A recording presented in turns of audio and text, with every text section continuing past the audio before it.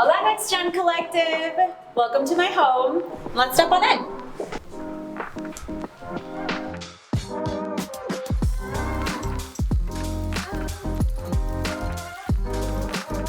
Where are you joining us from today? We are here in my living room inside Chicago's lovely Logan Square neighborhood. Beautiful. Tell us, what are your pronouns? My pronouns are ella, she, her. How do you identify? Hispanic, Latina, Latinx, or Latine? All of the above. Where are you from? I'm from Chicago, the Northwest Side, specifically in a neighborhood called Hermosa, and my parents are from Guadalajara, Mexico. Where did you go to school? I went to Northside College Prep, go Mustangs, and I also went to University of Illinois at Urbana. What was your major? I majored in journalism and I minored in environmental science. An interesting combination. Tell us, what do you do today? Today, I write about Latinos and money, as I have been for the last 8 years, but by day, I work as a program manager at Google and I run their Latinx ERG, leading external affairs. Very cool. What do you love about your current role at Google? I love that we can connect small business owners in the area to Google as a stage, but also connect Googlers to the walls beyond Google. So to that point, bringing in Latino speakers, muralists, artists, and really people that are the lifeline of our neighborhoods. What do you do outside of work? Outside of work, I run a podcast called Moneda Moves, which is also a newsletter. Tell us more about Moneda Moves.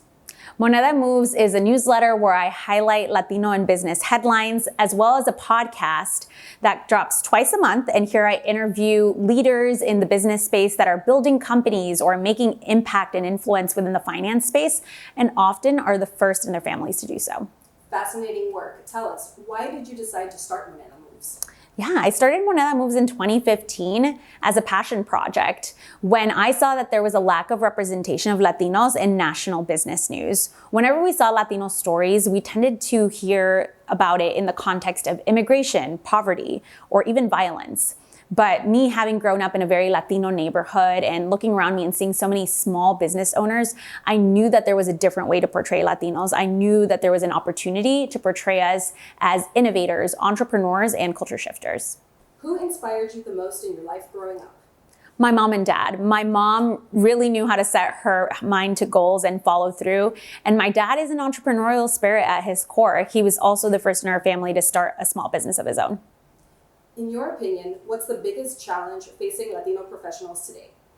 I think the lack of a network. We have so many ideas, so much cultural capital, but in order to get physical capital in our hands, we need people to promote us for opportunities. We need to be in the boardrooms where opportunities are available, and we need to be connected to the power holders in order to bring our ideas to fruition.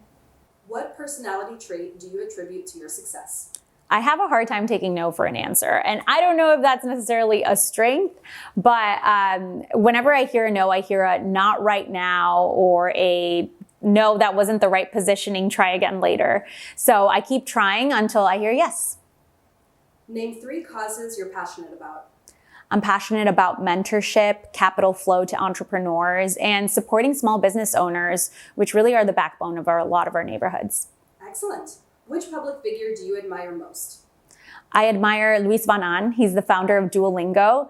I first had the pleasure of meeting him and interviewing him when he got the MacArthur Genius Award, and he had been creating CAPTCHA, which helps prove that we're not robots online. But he was also genius for being able to build a superstar team that took his app to learn languages, Duolingo, to the next level. And now it is one of the biggest apps in the world. What's your favorite podcast? Financial Feminist by Tori Dunlap. Name a great movie you recently watched. Nope by Jordan Peele. What's a random fact about yourself? My first interview was with Nick Jonas, and that was when I was 17 and writing for the Chicago Tribune. But as a teen, I actually did get to interview quite a few celebrities and dip out of school to do so, which was such a privilege. But Nick Jonas, I was definitely a fan at the time, and it was very hard to not be a fangirl over it. Who do you call first when you have good news? My mom. Plants or pets? Plants until I can be a good mom to pets. Favorite form of exercise? Running. What's one small thing that brings you joy? Mementos from my childhood or my Mexican heritage. Biggest guilty pleasure? Chicago style pizza, which I do actually think is tavern style, personally. Best vacation you ever took? Oaxaca for a Day of the Dead. What is one way companies can support their workers? By offering caretaker benefits. It would be so significant to have these kind of benefits for not only parents, but also people taking care of elders and family at home. What's one long-term goal you have? I want to build a foundation that supports and mentors students that don't have easy access to quality education. How does it feel to be a NextGen Collective 30 Under 30 honoree? Blessed. I mean, I'm really excited to see the honoree list and see all these inspiring people on it. What are you most excited for at this year's 30 Under 30 celebration in New York City? I'm excited to meet everyone. Everyone's so impressive, and I think that there's true connections to be built here, and think there's amazing things we can build together. And finally, our last question, what are you going to do after this Q&A?